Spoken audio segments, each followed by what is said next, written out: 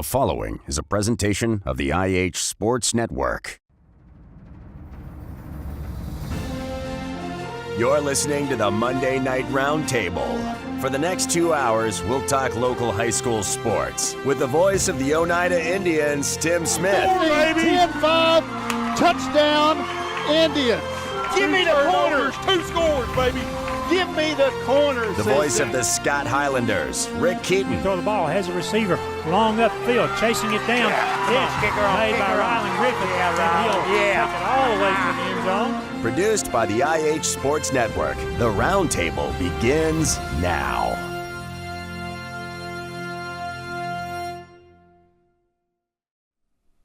Good evening, everybody, and welcome to the IH Sports Network. This is the Roundtable, and we are live tonight from the C. Michael A.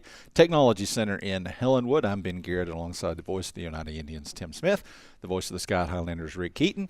We're getting back into gear, as is everybody else, after the holiday break, and our first broadcasts of the new year were on Saturday with Oneida against Sunbright, and on Tuesday with Scott High against Anderson County. And guys, as we get into this thing, let's just real quickly talk about where our teams stand as we're starting to get into the thick of things now with district play starting. Oneida played their second district game on Saturday. Scott High open district play on Tuesday. And let's start with the girls, and I'll ask you, Tim, first about the Lady Indians.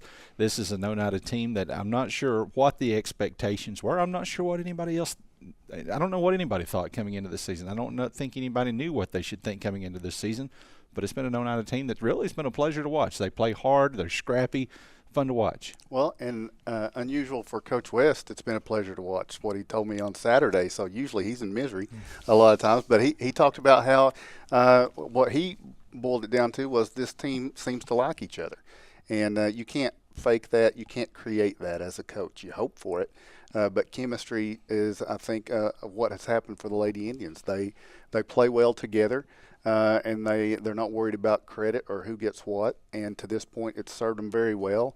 It's hard to know what you expected from either of the teams when you're moving from AA back down to single A. You know, initially you think, oh, it's going to be easier. It's going to be a lot better. But that's not always the case. There's no guarantee. There's some really good teams, not just in single A, but in this district. So in single A. So the Lady Indians, 2-0 in district play, 9-3 overall. They haven't lost to a single A team at this point. So they have played well. They haven't been dominating by any means, but they've been finding a way each and every night. It does seem like, you know, they went through a stretch or a game where they didn't have Ellie available.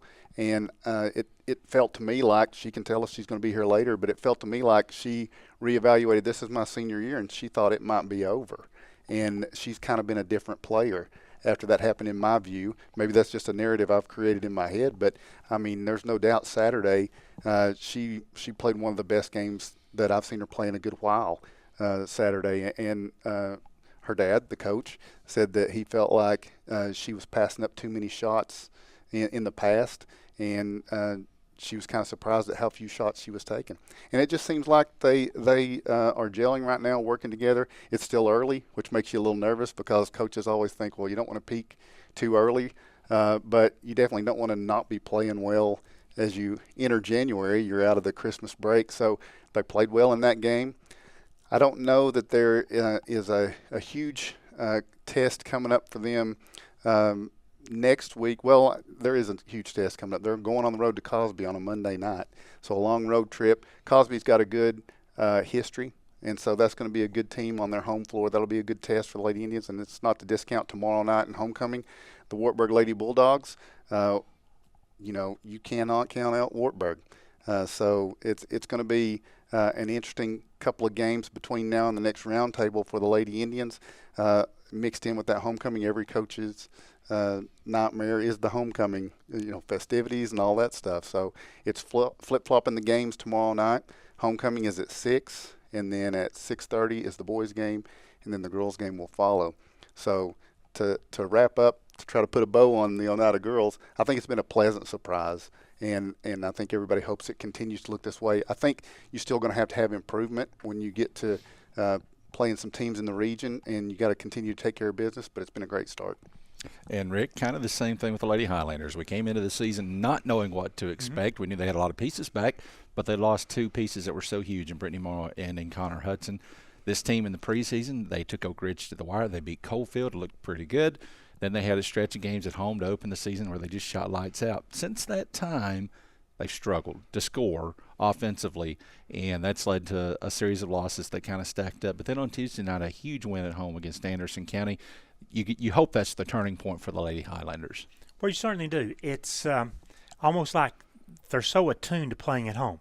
Home games have been pretty good for them, especially when it comes to shooting the ball. Then they start playing all the games, and then through the Christmas and New Year's break, they played 6 games there, and didn't do very well there. But, you just feel that they're close. But Coach Aiden is still trying to get the right pieces, and especially when he goes to the bench. These 5 starters, they can shoot lights out. The guards outside. We saw the other night against Anderson County trying to set up and run some nice plays after timeouts, coming back from stoppages of play, trying to get the team to find Addie Rogers, get her inside, improve her field goal percentage. She hadn't been doing particularly well, but they did a good job getting the ball to her like that. And the most important thing the other night against Anderson County was the fact their defense really ratcheted up. Did not allow an Anderson County player to get in double-figure scoring. And so, that's Coach Aiden. What he wants to do is hold the other team down, knowing that this could be a very good night when we go out and score 50 or 60. It could be a night where we only score 39. But 39 can be good enough to win if the defense is there. And the other thing that the girls have been struggling with a little bit is turnovers. And I didn't bring those stats in with me, but we went over those the other night a little bit. Turnovers way up here. Assists down here. Steals sort of way up here. The defense is forcing the turnovers, but maybe not scoring in transition and maybe not setting up their offense where they can get good, reliable buckets. You talked about the 3-game stretch early on where, one night they make 15 threes, come back the game after that and make 12 threes. The next game they make 10 threes. Then after that it really fell off. But statistically looking at what they are doing with a 5-win team, their individual statistics in 3-point shooting, 2-point shooting is actually better than the boys' team. But the boys' team has got 10 wins. So it's when it happens, what happens to them, and now for the coach and his staff to try to find out who our 6th player, 7th player, and 8th player is. And Coach Aiden did a good job of that the other night. If he could just get Addie Rogers and Carly Branscombe a 1-minute, a 2-minute break. If he could get someone else, if he could get Maya Smith a break. And to her credit, the other night, she got to 4 fouls, and he started doing offense, defense with her. And she just had an outstanding game, hitting 5 3-pointers. So the team has got some pieces that when it's all flowing like this, they can surprise a lot of people. And in their district, we thought early on, especially that hot start, that they could contend. Well, obviously Clinton is probably way up here with only 1 loss. And I think it's wide open in 2 through 5, fighting for certainly the 2, 3, or 4 position. But it helped us the other night to get the home win over Anderson County, to get that first district win. So that helps give you some room. And I hope that they appreciate what they did the other night, how much that win can help them. And this Friday night down in Kingston, it's no longer a district matchup, but you got to go down there and I think start there, learning how to play on the road and maybe pick up a home win down there. All right, so let me stay on your side of the table, talk about the Sky High boys. They came up short against Anderson County in what was really, by any measurement, an outstanding game as far as a fun game to watch on Tuesday night. And I said before the game started, I still don't think Sky High's played their best basketball. I come away from that game feeling the same way. I don't think they've played their best basketball. I didn't think they played their best on Tuesday night. But credit Anderson County. They came in. They did what they needed to do to get the win. Sky High's boys, despite maybe not playing, in my opinion, not playing their best basketball, they were double digits in wins already. Your assessment of the Sky High boys team? It sort of starts with this thought. When they want to play hard, they're an outstanding team. naturally, you got 4 starting seniors. You've got a junior that played a lot last year, then a couple of seniors coming off the bench. When they want to play, they can be outstanding. They could play with about anybody. But they go through these lulls. And I don't say it's an entire game or it's bad for the entire game. They just go through a lull that, they'll go 3 or 4 minutes and not score real well, make some turnovers. Then they have to fight hard to get back in the game. That was like it was Anderson County the other night. Fell behind. Didn't have a good first half. Really, I scored Anderson County by 7 or 8 points, I think, in the second half. When they came from 5, 6, 7 points down, took a 5-point lead, sort of watched that wilt away and have to fight very hard at the end. And, when the other team gets that last shot, anything can happen. We had maybe a chance to score to tie it or take the lead with 10, 12 seconds to go in the game. Couldn't get the right shot off. Coach explained to us we couldn't get the right person to come over and screen. And he thought, well, maybe I should have taken a timeout because you did have 1 timeout left. But the boys have played some good teams, good opponents out there, have looked very good, and then, not play well against others. When they decide we're the best team on the floor every game, that they can potentially win this district. But losing the first district game to Anderson County gets you in a hole a little bit. It means, hey, now you've got to steal one in Anderson County. Gibbs boys team, they're not playing particularly well, so maybe you can get a couple wins there. Union County, they're not playing real well, only 4 or 5 wins for them right now, so there's a chance to get a couple wins there. The nemesis sort of are the 2 Anderson County teams, Clinton and Anderson County there. I mean, what can we do with them? We know we've got to try to steal a win at Anderson County, and we've still got Clinton twice. And how well this team performs there will determine if they can be the 1 or 2 or possibly 3 seed in the district. All right, and Tim, talking about the Oneida boys, I'm going to say the same thing about them. You correct me if you feel that I'm wrong. I feel like maybe Oneida has not played their best basketball yet. No, I don't think anybody would argue that they have. Not that I don't think anybody would say they've played awful basketball by any means, but they've played fewer games than most teams. That is one thing that has occurred with them. They've played 11 games at this point, 7-4 right now. And, again, going back to the dropping down from AA to single A, if maybe some people thought in their mind, hey, we're going to go down and take care of business in single A, well, that was burst when they went on the road to Midway and lost to the Midway Greenway. That's a team that may or may not win their district and could be a region opponent. And then even after that, you've got an overtime game at Oliver Springs, which is kind of the usual thing that happens. You go to Oliver Springs and win in overtime. If you're Oneida, you've done a pretty good job, but then you have another close one with Sunbright. I mean, it looked late. If somebody tells you with 2 minutes to go against Sunbright, they thought, yep, the Indians are going to get this one, it did not look good. And they came back and got that one. So it's not been easy for the Indians coming back in. And, I think at this point that Coach King, the rotation he's trying to figure out what the rotation is going to be. I think he has a lot of guys that have a lot of talent, and it's just to this point we've not seen an expectation of a time. Well, I know it's about time for this person to come in, or this is going to be this way. So they're still trying to figure things out on the go, and that's tough to do. And you look at this district, this Sunbright team turned around and lost Tuesday night. So there's not a big separation between these teams right now, and the Indians have not separated themselves. So I said Saturday, it looks like this district tournament's going to be a doozy. The region's going to be, coaches it may be a nightmare for them on the boys' side, but it's going to keep people in the seats because you just don't know right now. There's a lot of basketball between now and mid-February, but then again, today's January the 7th?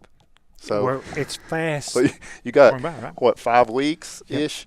Yep. So we're going to learn a lot. Every week is a chance to get closer to who you need to be. The Indians tomorrow night, Wartburg, always going to be tough, and then a road trip to Cosby on Monday night. Indians are going to learn a lot about themselves in these next 2 games.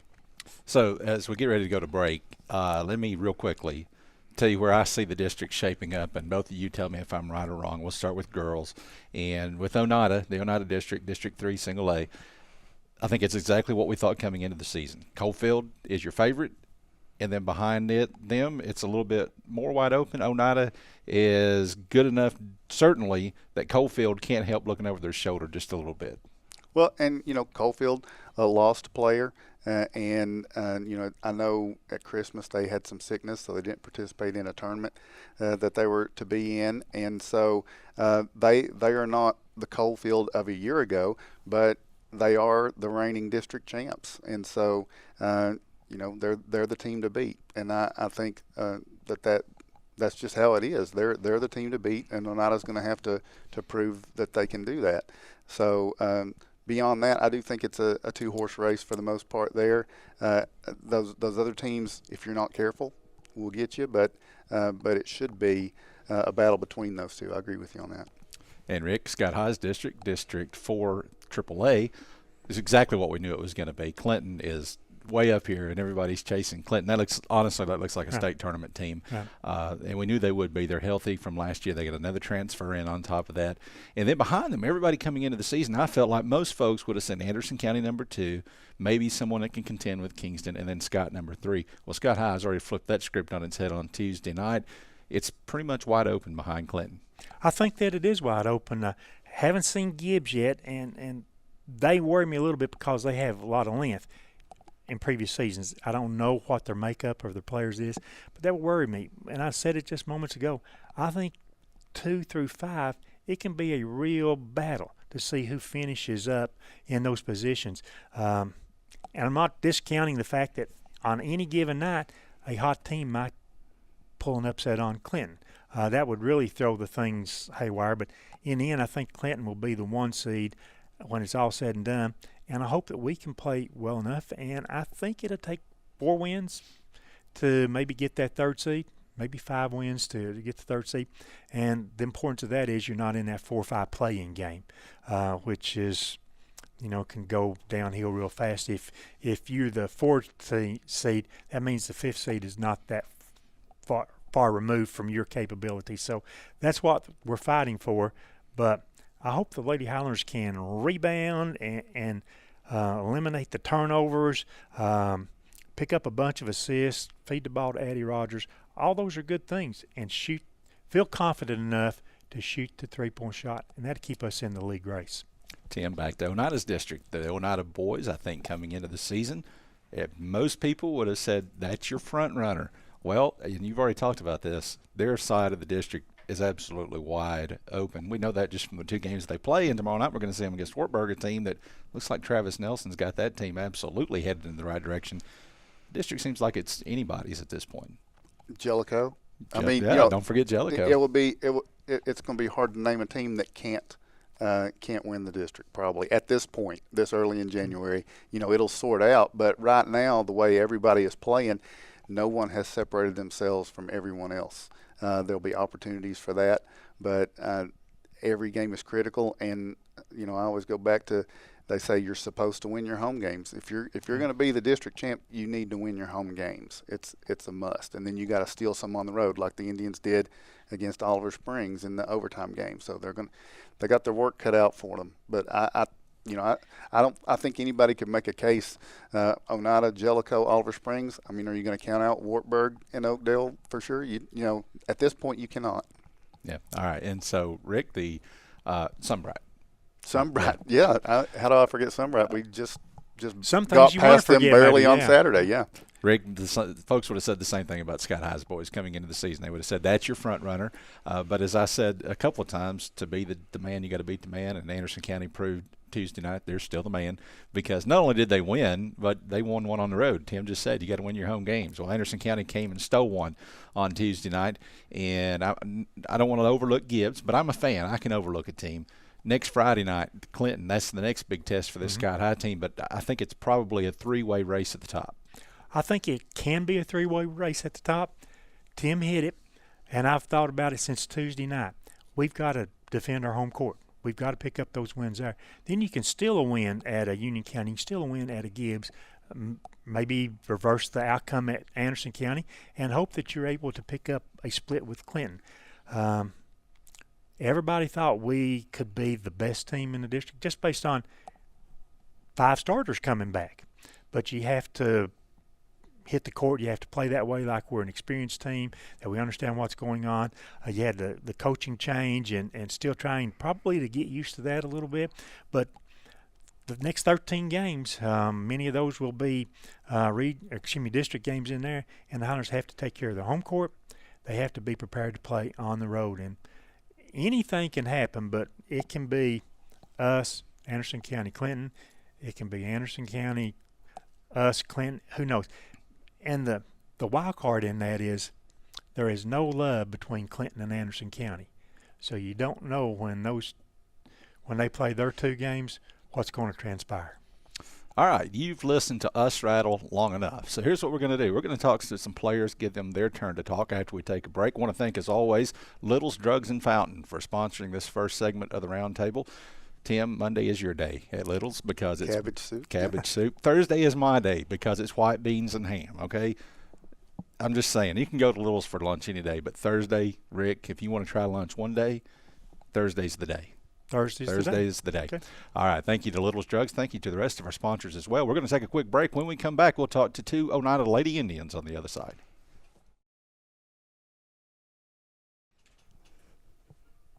Welcome back to the Roundtable on the IH Sports Network, live tonight from the Scott County Schools C. Michael Lake Technology Center in Hellenwood, alongside Rick Heaton and Tim Smith. I'm Ben Garrett, and we're joined now by 2 seniors from Oneida, Ellie West and Cameron Stiltner. Welcome to both of you. We just talked about how well you guys have been playing. Tim, it's been a really good start to the season for the Lady Indians. It has been, and I'm going to start with Ellie because, like we said, Cameron's been on here. This is her 15th appearance on the round table, something like that. So, but Ellie, we were talking in the opening segment, and your Coach West told me Saturday something. He said he felt like this team likes each other, gels, works together well. You've played on a lot of teams. You agree with that assessment? Yeah. Is there any way to even tell why that happens or why that is, or are you just glad it's happening? No, I just think our team chemistry is just really good. We all get along, and none of us on the court are like selfish. So we just flow really good together. So in the games, it's not the Lady Indians haven't necessarily been dominant in every game, but in the district games, you've had a pretty clear advantage to this point at the home game, not in Oliver Springs, right? Yeah. Oliver Springs went to overtime. But talk about, and I'm going to ask you about this because I've speculated on the air. I haven't asked you personally, so this is the first time I've mentioned it. But when you got the scare that it might be the end of the season, it seems like you came back from that and mentally it was different. Is that true? Yeah, I just knew, like, when I got hurt, I was like, this could be over, and I knew that I was going to miss it, and I just wanted to come back and go as hard as I could because you never know when it's over. And it almost, I mean, your sister Kendall was in that same situation. Yeah. It was down into the postseason that she felt like her season was about to be torn away, so you've seen it before. Yeah. So, and Cameron, you've dealt with it before, right? So you've seen that season go. Did you talk to Ellie about that or have any comments, or is this the first time you really thought about that? No, I definitely was I was going to be very bummed if she wasn't there by my side helping me handle the ball because she's definitely my right-hand man. But I feel like all of us on the team kind of know what it's like to be out and injured because Ellie has had to miss a few games between her 4 years, and I have also. So I feel like we all just already know what it feels like to have a sport taken away in the blink of an eye. And then at Oliver Springs, Kendall Duncan had a it looked like a pretty serious thing and felt like it could have been more serious. Thankfully, she's been back, but like you say, it's happened to a lot of you guys. So tell me this. Tomorrow night, you've got Wartburg. How does Wartburg, because you've been out of this district for a couple of years, is Wartburg a rival? Do you consider them a rival? These teams in the district, do you consider them rivals? I definitely think Wartburg is more of a rival at their court. I feel like we defend them and play them better on our court. But definitely don't overlook any team in our district because you never know. But I feel like the key to win that game tomorrow night is just to be very aggressive because their depth is very, very low. So I feel like if we're just on them from the start, then we can win. Okay, so they're not a very deep team. No. What else? What do they do well? They used to be like their defense was a very tough deal to deal with, the 2-3 matchup zone they ran, and it was hard to find shots against that. Yeah, well, we've watched some film this week, and they play man, but they're a very like speedy guard team. Like they don't really have any big posts or anything, but they're definitely. Me and Ellie talked about they're definitely in shape, so we're definitely going to have to keep up with that. What's Wartburg mean to you, Ellie? Because you've been not just as a player, you've gone to Wartburg's gym for postseason most of your life. Yeah.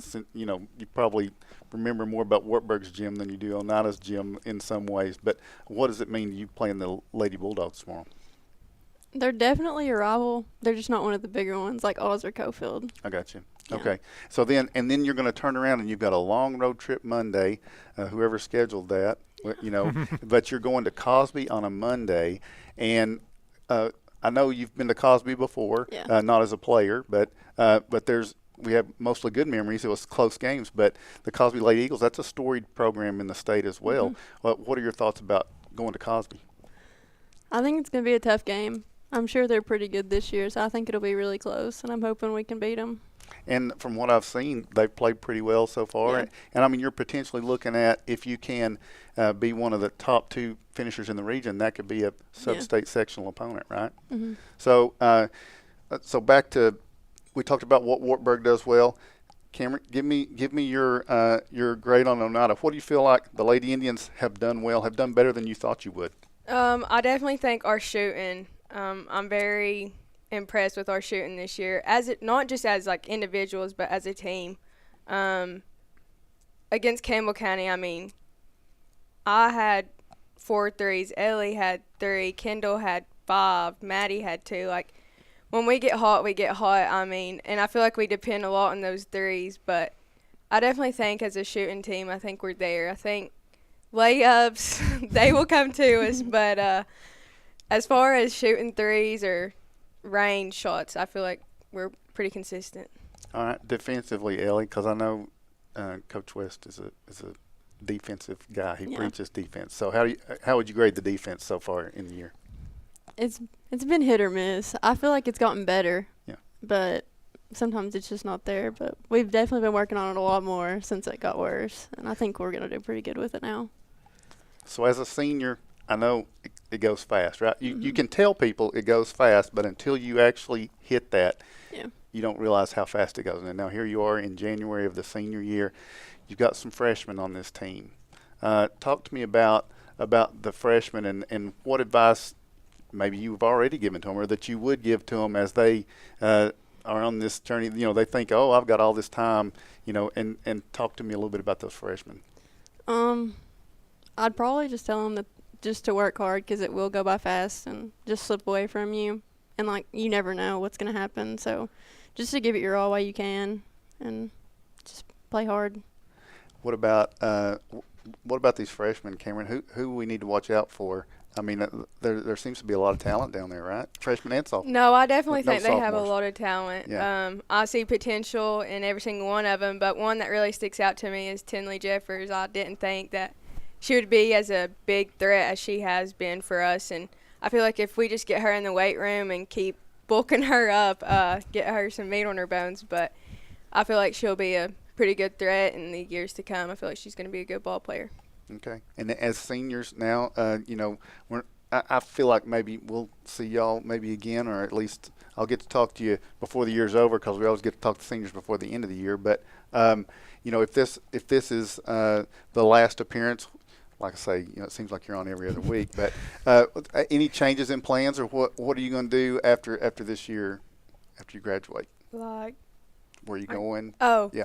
I'm planning to go to ETSU and major in either sports management, like journalism, broadcasting, or that, or do nursing.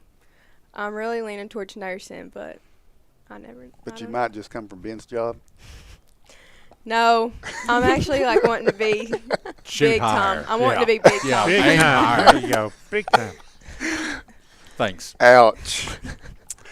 So, Ellie, what about you? What are you looking at? I've not really decided yet because I don't know if I want to play basketball or not. Okay. But if I did, I'd probably go for 2 years at Walter State. And then I want to be a nurse. I want to go into get my RN or be an ultrasound tech. So maybe that, or go to maybe like ETSU or tech. Okay. So. Sounds good. So, we'll talk about before you go this ride. It's Coach West last year. Coach West is your dad. Yeah. All this. He's said that's how it is. Do you even think about that at all, or is that just you do? Yeah, I think about it a lot. And he probably lies and says he doesn't. Yeah. Yeah, I would too if I were him. He's got a job to do, but it does seem like a special thing, and so I if I were giving advice, I'd say just soak it all in, even the yelling. Yeah, I'm trying. Just one time when he's yelling at you, just look at him and think, I'm going to miss this. You don't think you will, but you will. Yeah. So, and what do you think you'll miss the most after the season's gone? I definitely think I'll just miss the routine of like having sports in my life because it's always been a constant in my life. So I definitely think that just not having something to do is really going to get me. So I just think the boredom I'm going to miss, just having something to do 24/7. Because you've been in the gym too, right? Yeah. So, I mean, you were always there, it seems like, right? Yeah, it's definitely going to be different, and I'm not going to know what to do with my free time because I don't do anything besides basketball. So. All right. Cameron, you want to give a shout-out to anybody before we go? We'll give you the opportunity. Some people are going to say, you should have shouted me out. Who's it going to be? No. I'll pass tonight. I forbid it. So. I'll pass tonight. Okay. Ellie? I don't really have anybody. All right. Well, ladies, thank you for joining us. Best of luck. Looking forward to it. It's been fun so far. I hope it continues to be. Listen, before we go to break, back during football season, we talked a lot. Sorry, I don't have a question for you. Back before football, I might though. Hang on. Before football season, we talked a lot about pageants and stuff because we had so many of you guys on who were in pageants. So you carried the mantle as Miss Scott County for a year, and then you handed that off back in September. Mm-hmm. And so we're a quarter of the way through now of our new Miss Scott County, and you know her, Riley Rector. So I want you to judge the job she's doing, having done it yourself for a year. Tell us what kind of job she's done so far. I've not really kept up that much, honestly, but, it looks like to me she's doing a lot in the community, which is something I wanted somebody else to keep up after what I've left behind. But to me, I think her new project is going to be something special. So I really think that right now she's doing a good job. Okay. All right. I'm sure she'll keep it up, so. She has a chance to be big time. I want. Not everybody does. Exactly. I want to ask both of them. We talk about team rivalries. Personally, you're the team in your district that you consider the strongest rival, and the team that you just absolutely don't like at all. So he's going No, back there. see, I just tried to pull her back from the edge. He's fishing. Yeah, he's wanting. I just feel like you've been on the round table so much that we can go deeper. The least you can do is be honest. Yeah. Definitely Cofield. Yeah, Cofield all the way. From day one. So is who we're that's at. the answer to part A and part B, Yes. right? Yeah, day Cofield. one. Every day we come to practice, that's who we're getting better to defend, play, everything. They're on the same page. The whole team is on We this all page. We all are. And just to note, that's respect. I mean, Yes, it is. I mean, if you can't I guess dislike, if that's the word, or you can't have a rival if you don't respect them. They respect Coalfield, and that's why they're doing that. Am I right? Well, they're pretty. I'm going to give it to them. They're a pretty solid team, so I'm ready to come get revenge. What we've been doing. We're gonna get for the past revenge, 2 hopefully. years. She didn't say respect, though. She nodded her head when I said it. All right. I said they're a good team. Okay. All right. Ellie West and Cameron Stiltner, guys, good luck tomorrow night on homecoming night against Wartburg, and then enjoy that long road trip to Cosby on Monday. We're going to take a break. When we come back, we'll continue on the roundtable.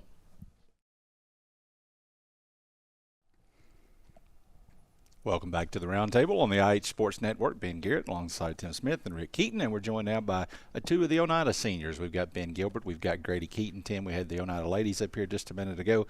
You mentioned that Cam's been on the show about 15 times. I think Ben Gilbert can probably give her a run for her money. Been on a few. I don't know if you've kept track. Grady's been on a few. Not to discount Grady. Yeah. I mean, we got frequent flyers here with us, and so we're talking basketball this time. It's first chance to talk basketball this year. I'm going to start being with you. So you got the win against Sunbright on Saturday, but coming back to single A, a lot of people thought, hey, it's going to be easy for Oneida coming back down to single A, and it's going to be a walk in the park or whatever. I mean, there were people that said that to me, but I know you guys weren't told that or didn't think that. But what do you feel like the reality has been coming back into single A? Oh yeah, we left.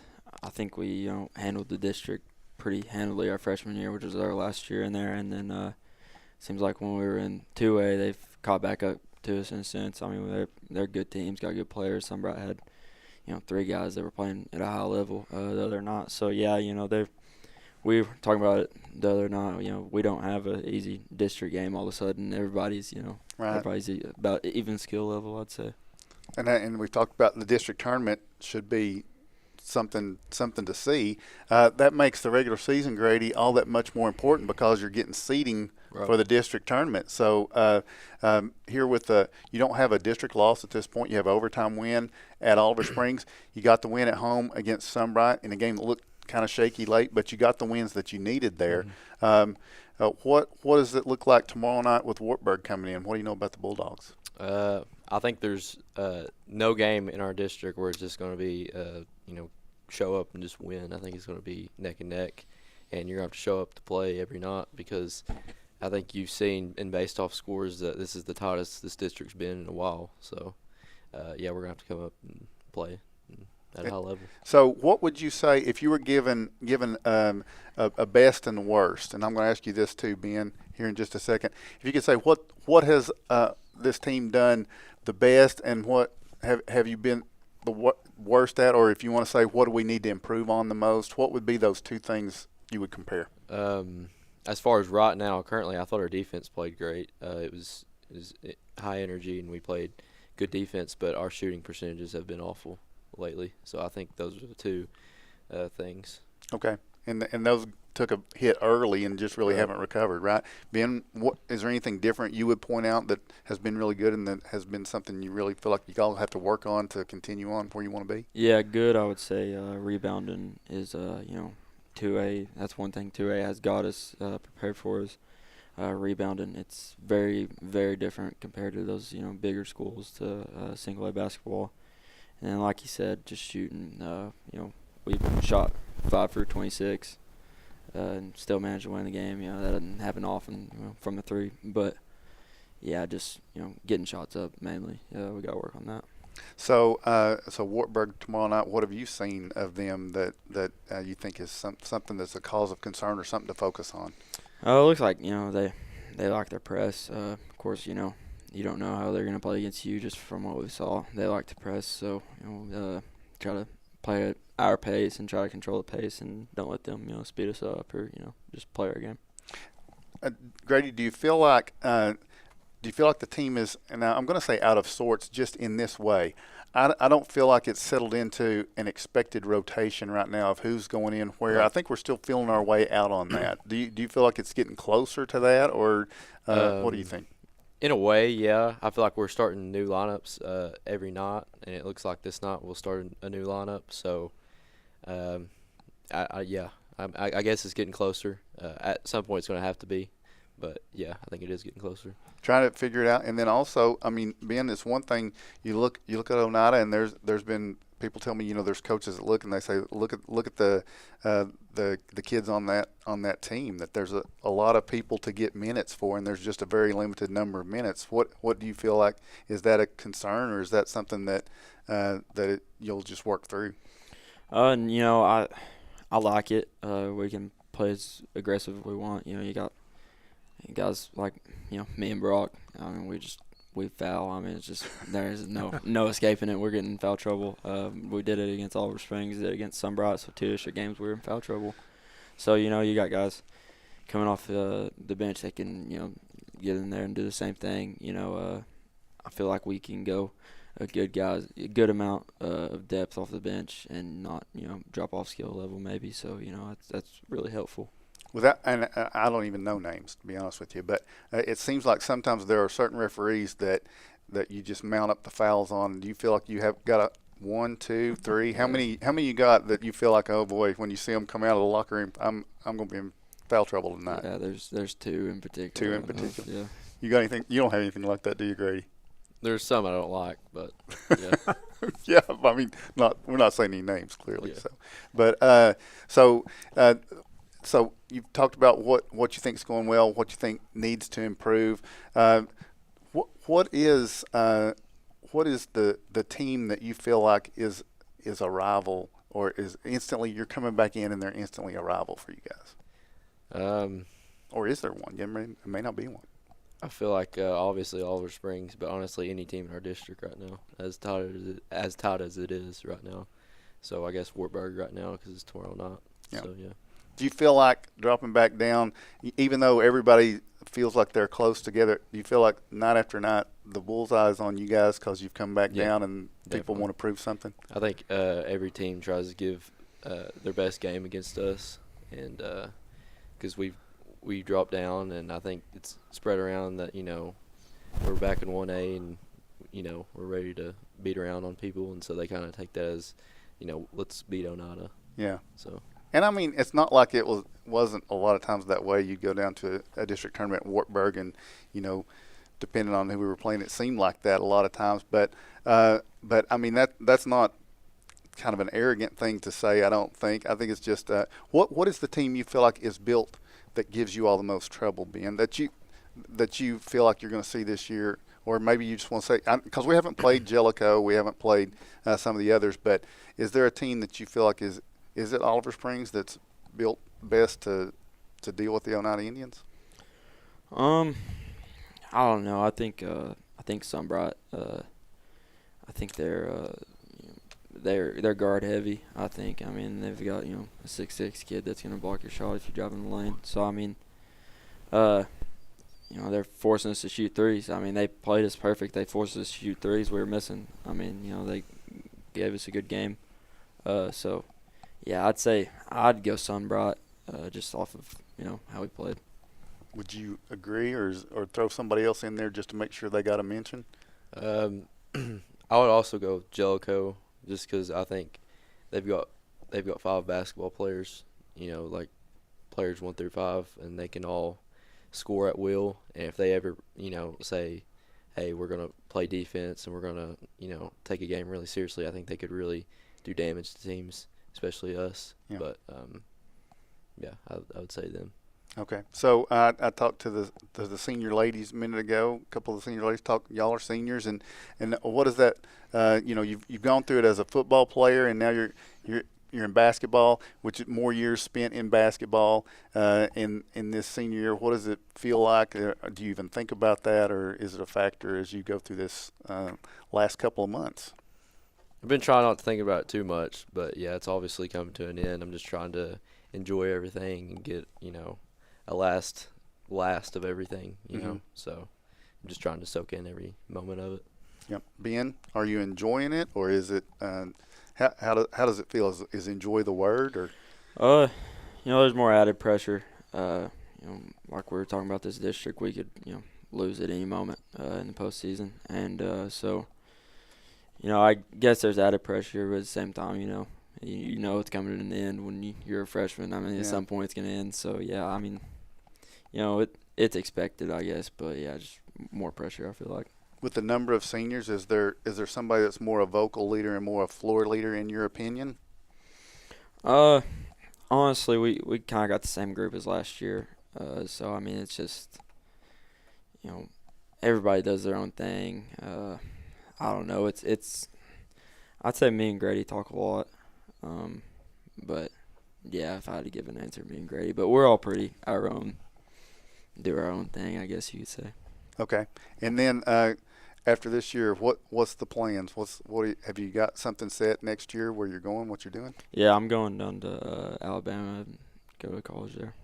Following Nick down? Yeah. So he's had a pretty good experience down there. Yeah. Are you going to be a Tide fan? Because is he a Tennessee plant while he's down there, or is he changed over? He wore checkerboard overalls in the student section at Alabama, so he's sticking it through. But I don't think I'm that strong. So, So you're gonna flip to the Tide? nah, I don't know. If you know me, I'll give in really quickly when it comes to college football. It doesn't matter to me, so I'll probably But right. I don't know. What are you gonna major in? General business. Did you say that? No, I missed. I'm No, sorry. I didn't Okay. say that. All right, just making sure. So Grady, what about for you? I'm going to go to the University of Cumberland and go into finance, most likely. Okay. So, yeah.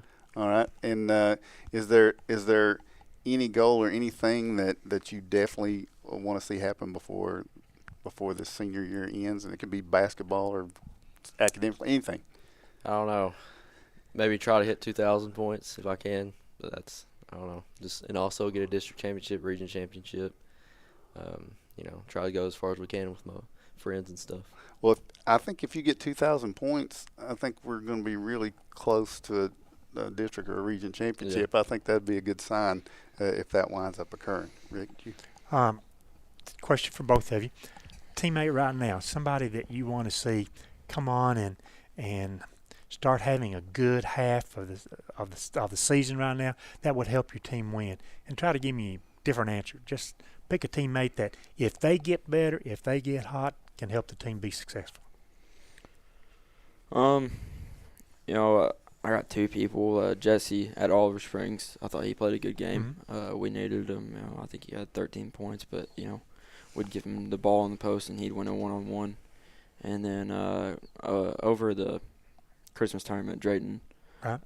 He just had a really good game, and it was big for us. I don't remember who that was. It might have maybe Grace or something. He just played good and put us in a good position. But yeah, I just want to point out Ben did what Mark and them do when you have a pick to click. He took two players, so now Grady's corner. He can't have two players. So nice move. He can if he wants to. I'll put it that way. So. I would also agree with Jesse. I think if he gets his double-double, we're pretty close to it. We have a pretty good shot at winning. If he has a good rebound and he can get his around the bucket, then, like I said, that gives us a good shot at winning, and it helps us as a team. And I would also go with probably Brock. Mm-hmm. If he can get his 9-8 points, help us on he rebounds pretty good. He rebounded good against Sunbright. But if he can get his 6-9 points, something around there, get his threes, I think that would boost our shot at win. How many seniors on the team this year? It seems like everybody you're talking about is a senior. And so. I think five. I think. Yeah. Well, that'd be good. Nice build in a bunch of experience right there. So congrats to each and every one of you. So, guys, a minute ago, the girls were up here, and Cameron accused Rick of stirring the pot. So, and I've been accused of stirring the pot a time or two in my day. I've been the accuser a lot of times. You have been, yeah. I didn't try to stir the pot. I they just call asked him a question. Spoon. But you did. Somebody called him Spoon. You just did because stir the pot. With Cameron and Ellie, I stirred the pot. So, yeah, you guys weren't in here yet at that point, but what he threw the lure out there, and she snagged it like a bass under a log when he said, is there a team? And you guys know, these girls, Cofield is that team that they just don't like. Now, you guys, I want to know if you all will say anything bad about Cofield. And you got to be careful. I don't know. We're pretty much friends with a lot of boys you from have Cofield. to be. Well, not just the boys, right? Yeah. All right. Now, I do have this is a serious question. Okay, so I wonder about these things. So when you're watching the game, you guys are focused on what's going on the floor, but there's a lot going on in the stands too. And I want to start with Ben Gilbert. I don't get to see your dad at football games. I started to say I don't get to see him. I do get to see him, but he's on the sideline. Basketball is different. When I go to a basketball game, it's kind of like entertainment to sit and watch Scott Gilbert in the stands because he's so nervous. Does he talk about that at home, like how nervous he is watching you play, and why is that? No, I don't know. He's never talked about it, but he's probably just nervous, making sure I just act right. Is it because you don't know how to slow down, and if there's a ball to be dived after, you're going to dive after it? That's probably more Mom, but Dad, I don't know. He's never really talked about it, but. Who is most at football games? You get the crowd just becomes one, and you don't hear a voice stand out. But at basketball games, if somebody gets on the referees, you can hear them. So which one, Scott or Allison? Which one's most likely to yell at a referee? Mom, 100%. Yeah, I knew that. Grady. Yep. What about your grandmas in the stands? Which ones are you most likely to hear from the stands during a game? Mamaw Sharon, you're going to hear her. Yeah, for sure. What about the other one? You probably won't hear her. Okay. But, yeah. All right. Fair enough. All right. So Grady Keaton and Ben Gilbert, thank you guys for joining us. Good luck tomorrow night. Big district game against Wartburg. Need a big crowd at OHS Gymnasium tomorrow night. And you guys play first again. Did I hear that right? Yes. All right. So 6:30 tomorrow night. We're going to take a break. When we come back, we'll talk to a couple of Highlanders on the other side.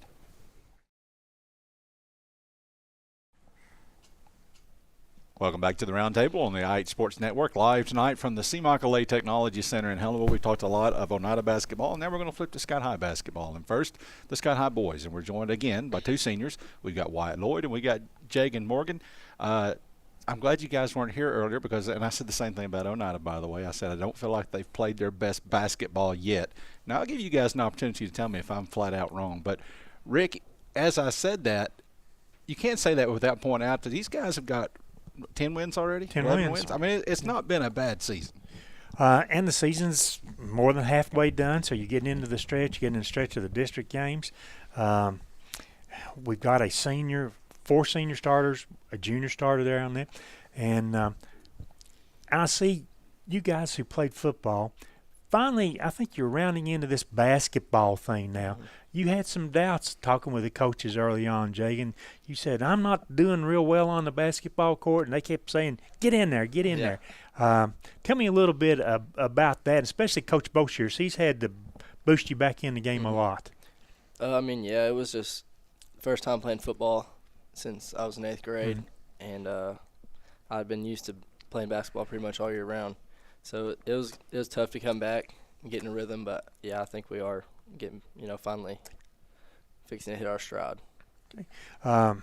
And you told me the same thing. Maybe one of the last roundtables that we had in football, you might have been on that, and you said, it's going to take me a while to get back into basketball. Where are you at right now? You only had 28 points the other night, so where are you at? I think I'm all right now. The first couple of games, I was kind of battling it a little bit. I mean, it's just during football season to stay fresh, get your, with your basketball stuff, you got to stay in the gym. And we would go shoot, but it's a lot different. We wouldn't go shoot and, work on ball handling and, full-on basketball workouts when you're playing year-round. It's completely different. I mean, you're constantly dribbling, constantly practicing with a defender in your face, constantly working on your game at all times. And it's way different than just going in every now and then shooting and making sure your shot's all right. So, yeah, it was tough at first, but I'm good now, I think. How do you guys perceive the team work? How are you handling this expectation? Everybody said, hey, we got all these seniors. We got basically 5 returning starters coming back. Was that a lot of pressure, or have you just sort of that's water over the dam right now, or have you just dealt with it and we're moving on? I mean, yeah, it's a lot of pressure on your back. Everybody expects us to be at the top of our district. Mm-hmm. So, I mean, we just got to come ready to play every district game and, prove them right. Okay, how about it, Wyatt?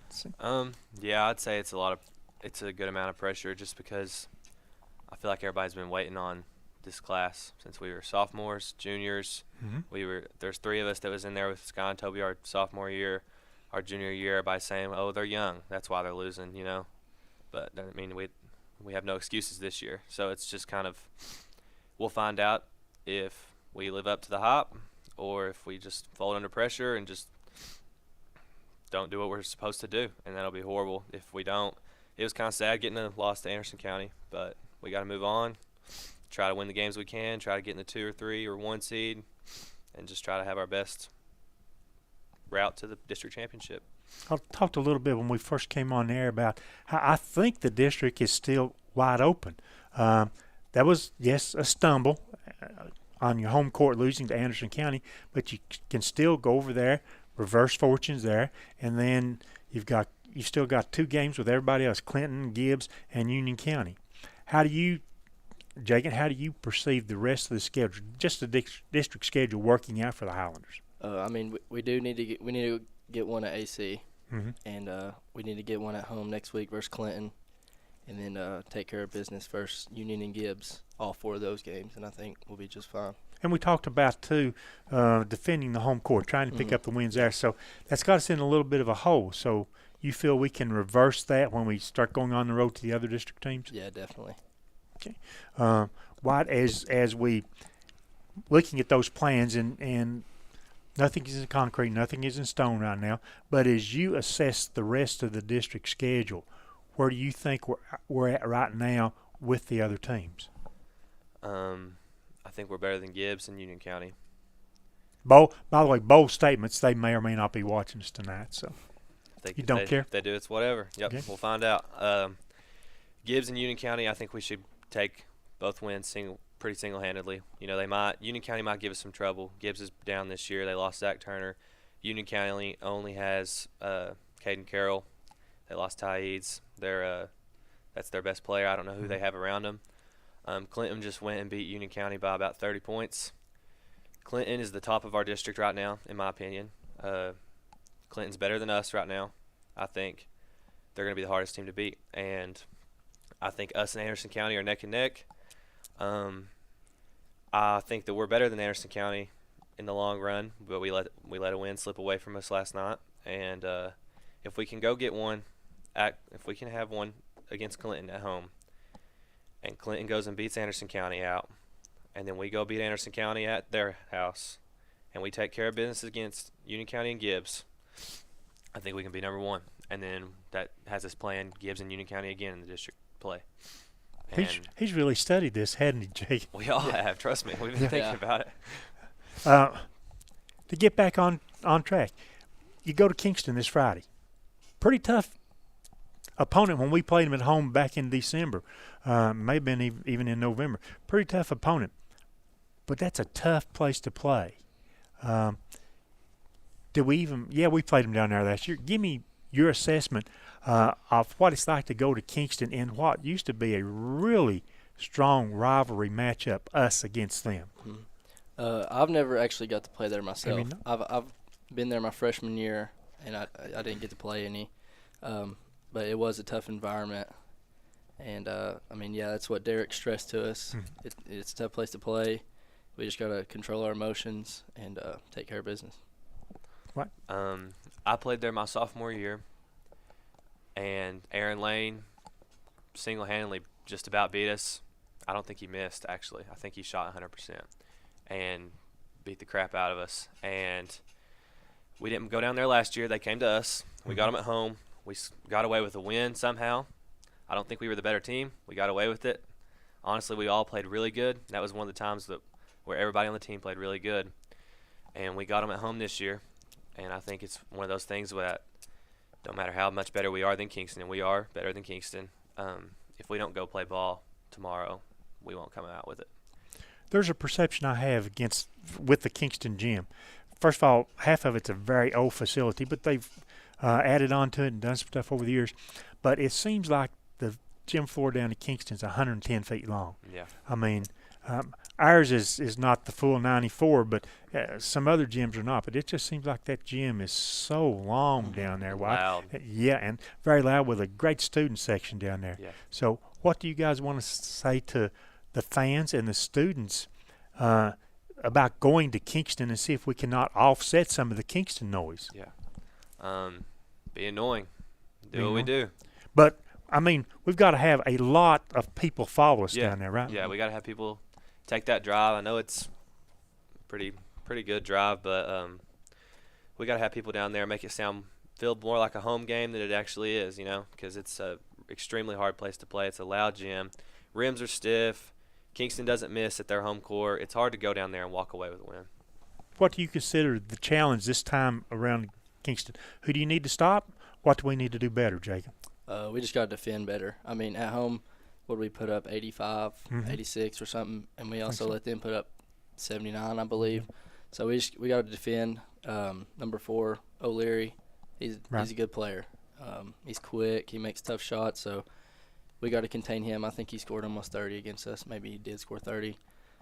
So we just got to stop him, make their other players beat us.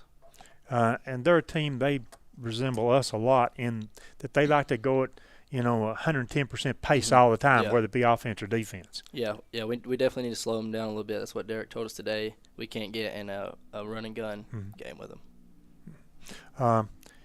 Trying to get sort of settled with the rotation and everything right now. Who's coming on? Who do we need to come on, the guy off the bench that can provide some extra support for the starters right now?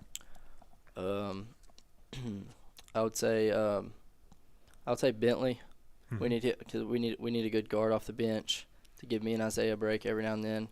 And I know Bentley's got it in him. He's still getting used to the pace of high school basketball. He's rushing his shot a little bit. So I think if he can come in and give us good minutes and knock down a couple of shots, that'd be great for us. How about you, White? I'd say Houston Stanley coming in for the bigs. We need him to come in, do what he does, be strong, play hard, protect the ball, and go rebound the ball because we've struggled with rebounds. Big physical guys down there, and he can push his weight around. And he's a strong player, and that's what we need. We don't necessarily need him to be able to score the ball consistently. We need a guy who does the dirty work, and he's willing to do that. And if he comes and does that, that'll be good for us. And Bentley, getting out of his nerves and playing basketball like we seen him in the summer, in the preseason. It's just, we don't blame him at all for it. It's a freshman. If you stuck me out on the floor when I was a freshman, I probably wouldn't. I'd be 10 times worse than Bentley. And Bentley's doing pretty well. He's handling the ball. It's terrifying to be a freshman thrown on the floor in a district game, is it not? Yeah, Anderson County game, you're getting there's 8 seconds left, and you're going to shoot, a three. That's nerve-wracking, and he had to do that, and it's okay. You live another day. You fight on. You fight on. Looking down for the next couple of weeks, you've got Gibbs next week. That's obviously it's another district game. It's a big district game. You've already told us sort of you think we can pick off Gibbs a couple of times. How about you, Jagan? You think we can play steady ball against them? And yeah, I think so. Like Watt said, they lost a lot last year. I mean, they lost their 2,000-point scorer and a couple other guys. I'd say they still shoot the ball really well. We haven't watched film on them yet. We will after tomorrow. But I think we do our thing. We can pick a win up Tuesday night. Okay. The player I've watched a little bit, I think he's got all the skill and all the talent, but he's not scoring consistently, and that's Landon Washam. He's got that 7-foot wingspan, and he rebounds. He plays good defense. What would it be like if he can start contributing that 12 or 15 points a game? Oh, yeah, that'd be great. And at the beginning of the season, he was, and he had an off night Tuesday, missing some easy ones that he usually does make. Just having him scoring that again would help us a lot. Okay. What flow of the game do you guys play best at? It's all about defense, or we want to run some with the ball. We try to score quick. What's the ideal situation for a Highlander team to win a game? I think we need to honestly I think it just depends on our matchup, what the defense gives us, who they have. If we're playing a 6'5" to 6'8" long athletic team, I don't think we're athletic enough to compete with that and play fast with them. I think we need to slow things down because we have pure scorers on the team. We need to save our energy for defense, for guarding them, because if they're athletic and long, they're going to be just as good on offense, and they're going to be fast. But I personally like it when we play fast until if we start taking bad shots and stuff like that, and even if I get in the habit of starting taking bad shots, I kind of like when Coach Brent slows us down a little bit and runs stuff because we have good plays and stuff to run to get us all good open looks, and sometimes you need one and sometimes you need the other. It just depends. I want to talk about one other player, and that's Landon Goodman. He got trucked a few times the other night. Yeah. Is he a tough dude or what? Yeah, he is. I don't think I've ever seen somebody attempt that many charges in a game. What was it, 4 or 5? 4 or 5, yeah. He fouled out, and I think 4 of them was blocking fouls. So, it takes some guts to take that many charges. He took the brunt of it the other night, so I want to shout out that kind of effort. To hustle and get in place. And, of course, we only agreed with one of those blocking fouls that was called. Did we agree with one of them? Well, I'm being polite, I guess. But Tim? Well, so I don't know if it comes through in the broadcast, but sitting here, I feel like you guys are angry that you lost Tuesday night, and I think that's a credit. That means you care. To me, I'm impressed with that. I'm impressed with. It's like sitting with two assistant coaches the way you talk about your strategies and what needs to happen and everything. So I just I don't know that I have a question other than to just encourage you, because I mean that is an early loss and that stinks. But I mean that's the nice thing about basketball is you get a chance to go to that district tournament. Where's the tournament? Anderson County. So that raises the challenge level, right? Rims so, like ours, goals like ours. We shouldn't have an excuse. Okay. I told you, Coach. There you go. Just get an edge with that anger. Play with that edge. I like the fact that y'all care.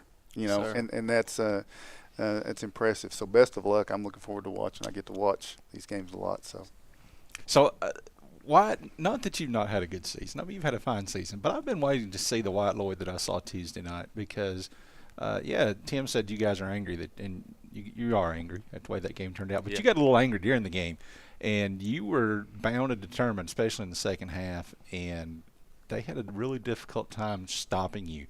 Did you find a little something extra in that game?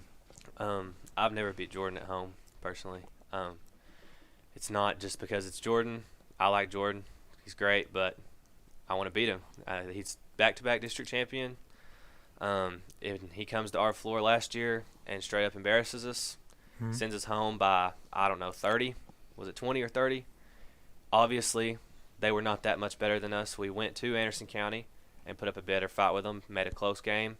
My sophomore year, district tournament, call at the end of the game.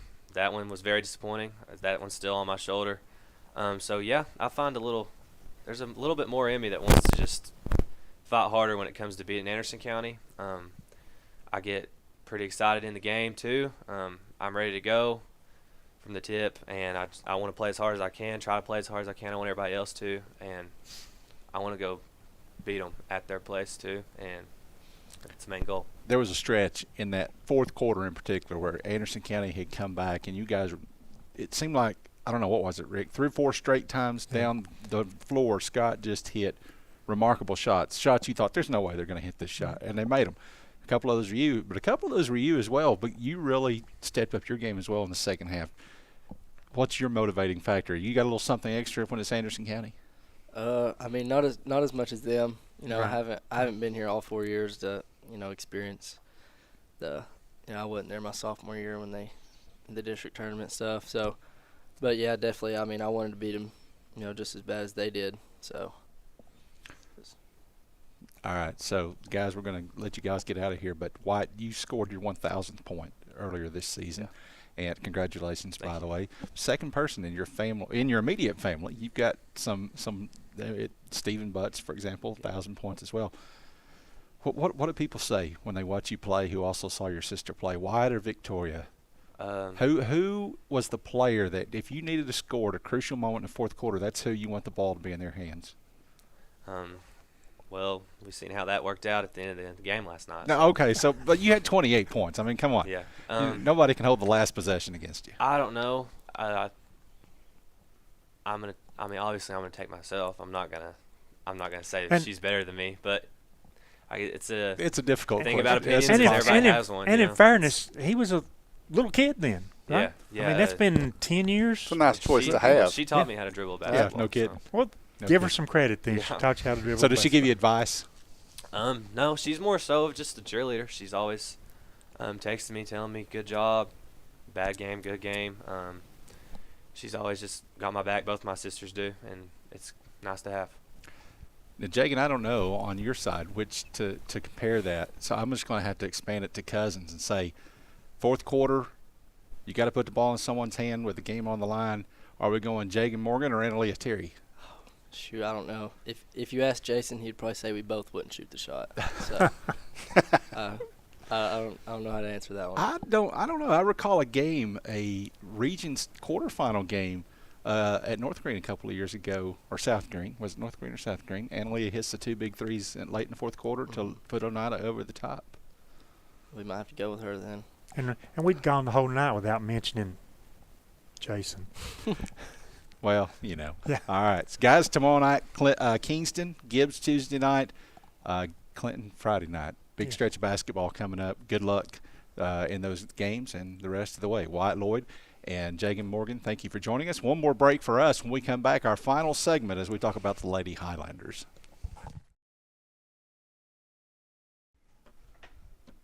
Welcome back to the Roundtable on the IH Sports Network. Our final segment tonight, Tim Smith, Rick Keaton, I'm Ben Garrett. We're joined now by Lady Highlanders Callie Strunk and also Carly Branscombe. Carly is a senior. Callie is the first player we've been joined by tonight who is not a senior. Seems like in some ways you're a senior because it seems like you've been around forever, but she's just a junior, and the reason for that is Carly's the only senior on this Lady Highlander team. And does it get lonely being the only senior? No, I feel like you said, I feel like Callie and Jason and all them, I feel like they've been like seniors and stuff, so no. Okay. So now we had both you guys on the round table last year. Am I right? Am I wrong? I don't think I was. First time here for both of you. I was here for soccer. You were here for soccer. That's right. Okay. So you're you're an old timer. Yeah. So we're going to grill you with some really tough questions. I can't believe you were a junior last year. We didn't have the round table during basketball last year. That was Tim's fault. So I apologize on his behalf, Rick. Big win for the Lady Highlanders on Tuesday night against AC. It was a very big win. Sort of like we were talking about the boys. You want to defend your home court against district opponents. So let's talk about the fact that I don't know that it was the best defensive effort as a team that you've had this season, but in the games that I have seen, it was your best defensive effort. Nobody for Anderson County scored in double figures. You protected the basketball real well. You rebounded real well. Let's get your quick description from both of you. Callie, we'll start with you in terms of what you've thought through the course of the game the other night to pick up that 39-27 win. I think our intensity came out really good. We had really good energy. Everybody was talking. And, the plan was to shut down number one, Macy Bassford. And which you did. Yes. I think she only had 4 points, and she was very frustrated, and everybody just did real good on defense. Okay. Go ahead, I think the same thing as Callie. We've had a hard time putting 4 quarters together in a game. I think we did better with that. But also with Macy Bassford, we try to shut her down, and when she comes out with 4 points, it's going to be a good game, and her team feeds off of her. So if we shut her down, then they're going to shut down too. And I'm just looking at the schedule of games you played. You played 6 games over the holiday break. That's a lot of games to play there, and we know Coach Aiden likes to play a lot of games. But I look at some of these games. Yeah, there's been in the losses, there's been some big losses there like that. But let's talk about. I'm going to go down the list right here. Tellico Plains, losing by 7. A win over West. Clay County, a loss by 6. Harriman, a loss by 7. Sequoia, a bigger loss right there, but then the win over Anderson County. Those games are close. Tell me what the difference is. Is it stopping the other team a couple of times, us making a basket at the other end a couple of times, maybe making a 3-point shot? What are we missing? I mean, we're so close that a couple of possessions either way can get us right there for the win. So what's the team missing, Callie? Like Carly said, we're having a real hard time putting everything together, and it comes in spurts. And I can't remember which game it was, but the other day the bench came in. I think it was against Sequoia. We were down, and Rusty put in the bench people, and they hit probably – I know Sage Rising hit a 3, and it got us up.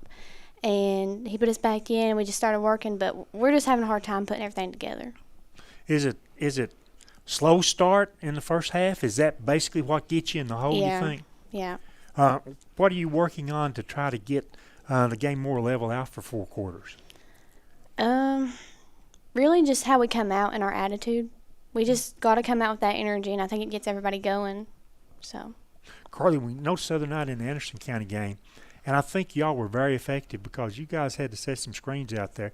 But coming back from timeouts, Coach Aiden used a bunch of timeouts he normally doesn't use, but after stoppages of plays, he had some set plays coming out of there, and we were very effective on that. Describe a couple of those. I know a couple went to Addie and somebody else. Describe those for us, Carly. Yeah, well, every time he did have a timeout, we was coming out trying to score off of it. That's his plan this year. We had a few times where we set some back screens where Callie would lob it over to Addie. Those were very good to get us going. And Ma Smith, she come out and hit a few threes.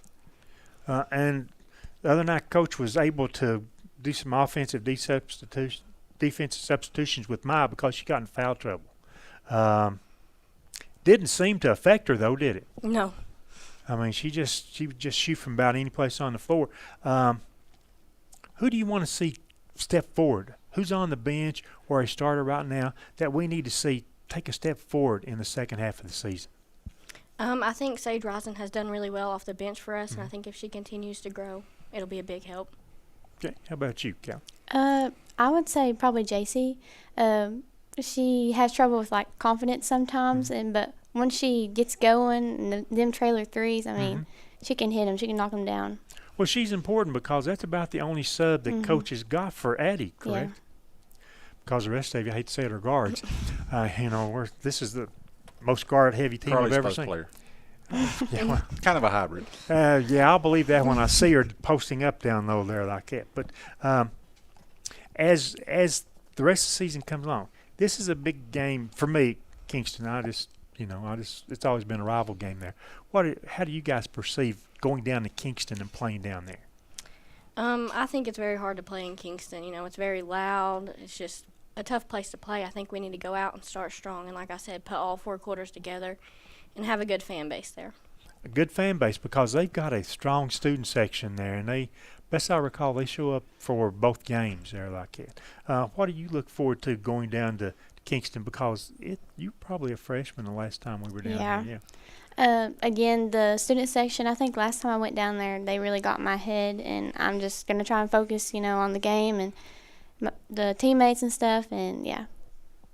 Okay. Then looking ahead, next Tuesday night, actually next week is a big week.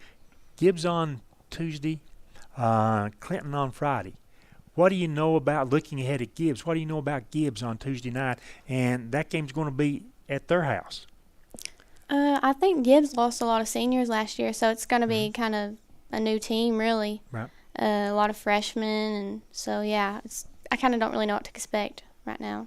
So a lot like our team. Yeah. Yeah, lost several players and playing a lot of freshmen there like that. How about you, Carly? What do you look forward to in terms of Gibbs? And is that the game? Certainly every game is a game we need to win, but is that a big district game for us? It might not be classified as a big district game, but I think anytime you can start off 2-0 in the district, it's a big help. But, yeah, they don't have many returners coming back, so I don't really know. So what you just said right there, getting that win over Anderson County was huge for your team the other night. Gives you the advantage, correct? Yes. Being 1-0 in the district, and I just messed up my spreadsheet. No matter how many times I look at it, guys, go ahead, jump in. So getting that start in the district at 1-0, possibly 2-0, positioning yourself, knowing that you're going to have to go to Anderson County for the district tournament. What is in your mind the team to beat, Carly? I think right now it's Clinton, but we also do have to focus on AC. I mean, it was a close game, so we gotta. But any district game you can get a win, so I'm worried about them all. For sure. And Callie, what if let's just say this for your team, if we do this well, we're going to do really well this year, and if this doesn't go well, then we're going to be in trouble. Yeah. I don't really know what to say. Is there any one thing like rebounding or? We definitely need to rebound better. We're smaller on size. I mean, we really only got Addie, so we got to get in there and get some bodies on people, get over the back calls, stuff like that. Has it been difficult losing the seniors that you lost last year? Yeah. But has anybody stepped forward to be the leader of this team and like be the person who when you got to rally up? I mean, I know Coach Yaden's good at rallying. Yeah. Right? He can do that. But does he have somebody on the floor that does that as well? I think we all kind of pitch in on that. We're all kind of young. I mean, except Carly, and I think sometimes Carly needs help, and we just pitch in and help. Guys, first of all, I want to say, Carly, this has nothing to do with basketball, but we were at the Kingston game, doing the Kingston game. Somebody mentioned something about apple pies. I don't know where that came from or how it got started, but I started wanting apple pies. Your grandma, is it grandma? Mama. All right, so your Mama Russ watched the game, and watched. I'm sure she was at the game. She watched the replay when she got home, and she showed up the next week against McCree Central with bags of fried pies, and I only got to eat one of them because I got home. And Toby said, "Whose fried pie is this?" And I said, "That's mine." He said, "Can I have it?" And then what was I to say? I said, "I guess." And he ate it. But, man, it was good. So, I mean, rank her fried pies on a scale of 1 to 10. I can't even say I've ever had anybody else's. Hers are You don't top need tier. You don't need anybody. Nope. They are top tier. I mean, that's like top shelf stuff. All right. So, does she ever come to Oneida games? Because we like fried apple pies, hey, too. who doesn't like fried? Who doesn't like fried Sounds pies? good. All right, Carly, I got a basketball question for you. So you started as a freshman, and you're a senior now, and you're out there with a bunch of freshmen who are getting a lot of key minutes. Not all of them start, but you got several freshmen that are playing key minutes. What's your message to them from a confidence standpoint? Didn't look like Maya Smith needed much confidence the other night. I mean, she was on fire, but it's hard to step out there as a freshman. What's your message to the freshmen? Yeah, it's definitely hard to go out there with it's a whole different pace, whole different game, but they just need to stay confident and play like we know they can, and just stay confident is my main thing for them. Yeah. All right, Callie, I got a non-basketball question for you. Okay, so if you were going to choose to live at Norma or Smoky, because we have this argument with your family, because they sit, you got the biggest cheering section of the gym, by the way, and they sit to our left, and we talk about this because your grandma lives at Smoky Creek, and your great aunt Elaine lives at Norma, and I always get it mixed up. I think I just got it right that time. Yeah. Norma, right? Okay, so you drive by Norma to get to Janet's house on Smoky Creek. How long does it take to get there? From my house, probably like 40 minutes. 40 minutes? Yeah. Really? Yeah. Okay, so do you think it's a bad thing to live at Smoky Creek? Oh, no. No, it's pretty up there. Yeah. All right. Talking about food, I just want to say, as a young kid, I used to travel with my dad to Norma and Smoky Junction, actually Riverview. Up there, and bar none, Riverview had the best vacation Bible school treats.